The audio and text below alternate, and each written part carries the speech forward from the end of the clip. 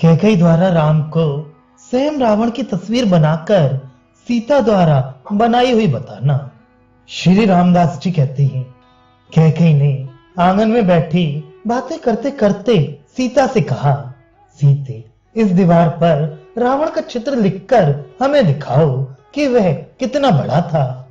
इसके उत्तर में सीता ने कहा, मैंने रावण को कभी देखा ही नहीं।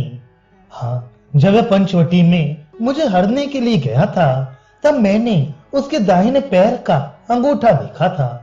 सीता का उत्तर सुनकर कैकेयी ने कहा, अच्छा, उसका अंगूठा जैसा रहा हो वही इस दीवार पर लिख दो। जानकी ने कैकेयी के कथनानुसार दीवार पर उसके भयानक अंगूठे का चित्र लिखकर दिखा दिया और थोड़ी देर बाद अपने महल को चली गई।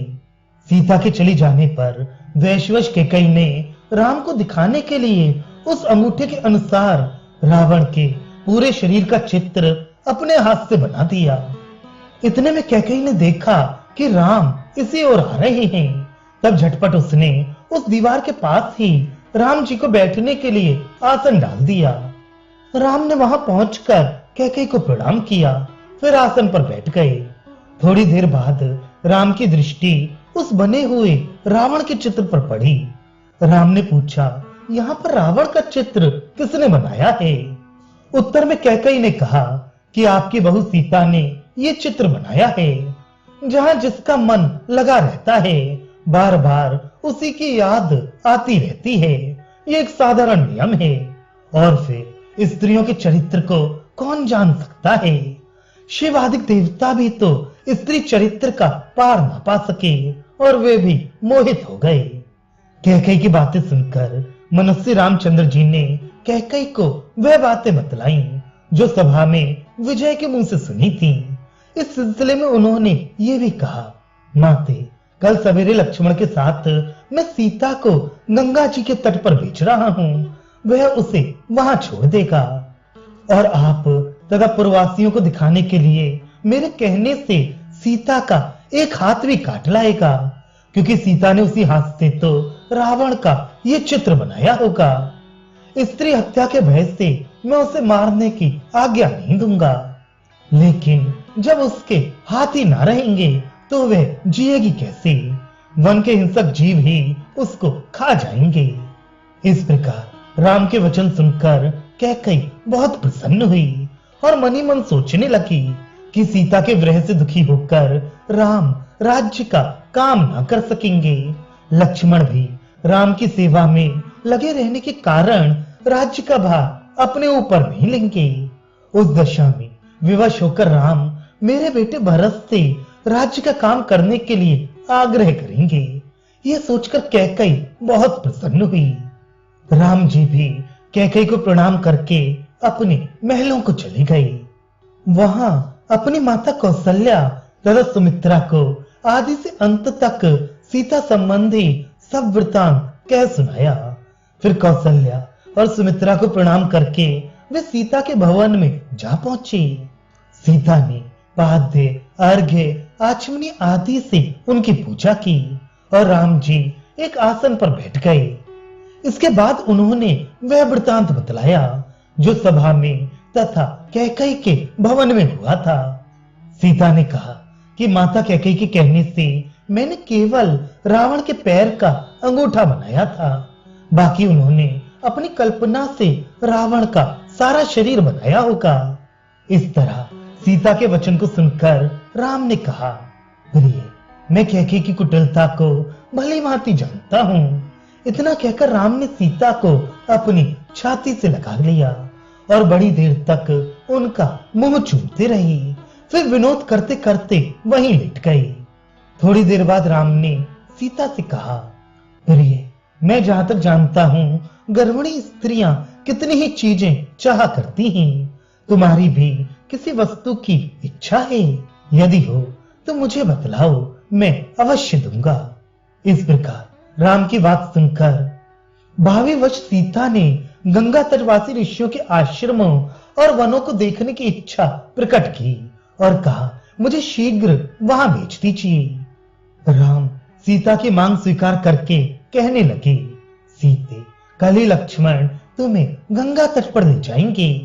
थोड़ी देर बाद फिर बोली, सीते, बहुत दिनों से तुम्हारे साथ भोग विलास में मैं इतना लिप्त हो गया कि जब तप ध्यान धारणा आदि सब कुछ भूल गया। यदि तुम कुछ दिन के लिए वहां चली जाओगी तो मैं कुछ भजन ध्यान कर लूंगा। इस तरह बातें करके राम सो गए।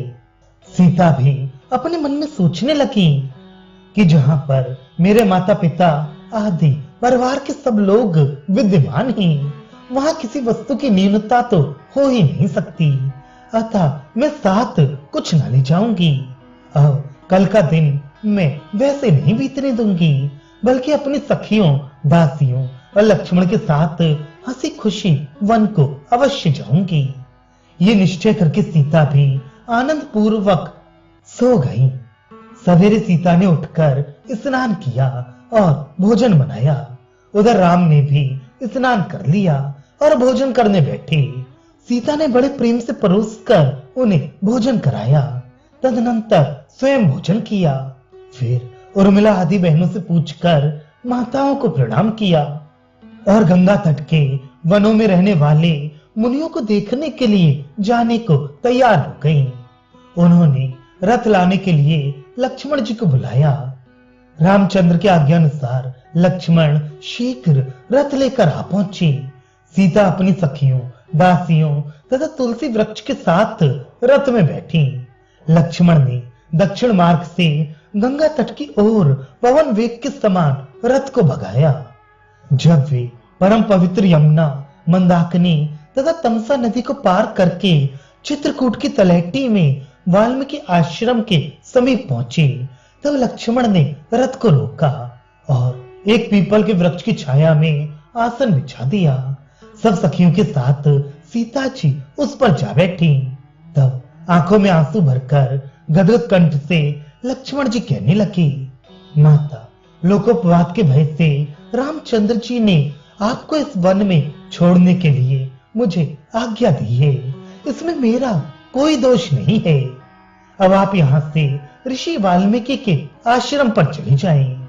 इतना कहकर लक्ष्मण ने सीता की परिक्रमा की और प्रणाम किया।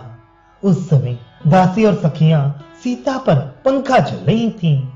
फिर वे अपने रथ पर बैठकर उसी मार्ग से अयोध्या के लिए लौट पड़े जिधर से आई थी।